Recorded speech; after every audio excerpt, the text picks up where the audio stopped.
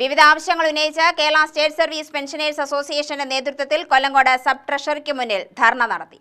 Pension പരിഷ്കരണ നടപടികൾ ഉടൻ ആരംഭിക്കുക, 7 ഗഡു ക്ഷമാശ്വാസം അനുവദിക്കുക, 2021 ശേഷം റിട്ടയർ ചെയ്ത ജീവനക്കാരുടെ ശമ്പള പരിഷ്കരണ കുടിശ്ശിക ഉടൻ വിതരണം ചെയ്യുക, മെഡിസെപ്പ് പദ്ധതിയിലുള്ള അപാകതകൾ പരിഹരിക്കുക, പെൻഷൻ പരിഷ്കരണത്തിന്റെ ഭാഗമായി തടഞ്ഞുവെച്ച ക്ഷമാശ്വാസ കുടിശ്ശികയുടെ 3-4 ഗഡുക്കൾ ഉടൻ അനുവദിക്കുക തുടങ്ങി വിവിധ ആവശ്യങ്ങൾ ഉന്നയിച്ചാണ് KSSPA നേതൃത്വത്തിലുള്ള ട്രഷറി സമരം.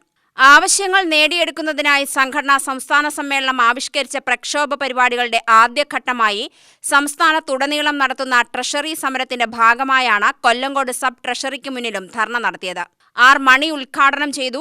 ഈ രാജ്യത്ത് നടക്കുന്ന അനീതികൾ അക്രമത്തിൽ നമ്മൾ അക്കമിട്ട് പറയേണ്ട ആവശ്യമില്ല. നമ്മളെ സംബന്ധിച്ചിടത്തോളം നമുക്കിട്ട 118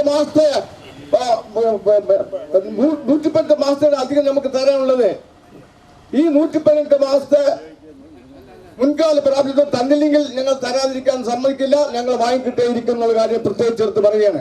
കാരണം സർക്കാരിനറിയാം നമ്മുടെ ബുദ്ധിമുട്ട് എന്താണെന്നറിയാം. പെൻഷൻ ശമ്പളത്തിന്റെ പകുതി കിട്ടി ജീവിക്കാൻ മാർഗമില്ലാതെ വളരെ ബുദ്ധിമുട്ടുന്ന ഒരു വിഭാഗമാണ് പെൻഷൻകാർ എന്നുള്ള കാര്യം ഞാൻ ഈ അവസരത്തിൽ നിങ്ങൾ ഓർമ്മപ്പെടുത്തുകയാണ്.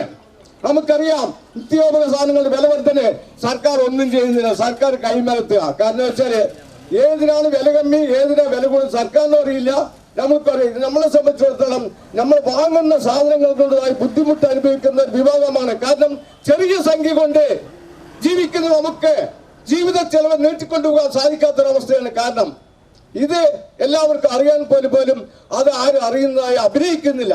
സത്യത്തിൽ പറയുകയാണെങ്കിൽ നമ്മളോട് ചെയ്യുന്നതായ അതിക്രമമാണ്. കെ വിജയൻ അധ്യക്ഷനായി. Block Congress president K Guruvayurappan, P Subrahmanyan, M Mohanan, K Manikandan, C Arumughan, Sivasankaran, S Rajendran, മറ്റംഗങ്ങൾ എന്നിവർ പങ്കെടുത്തു. UTV news, Palakkad.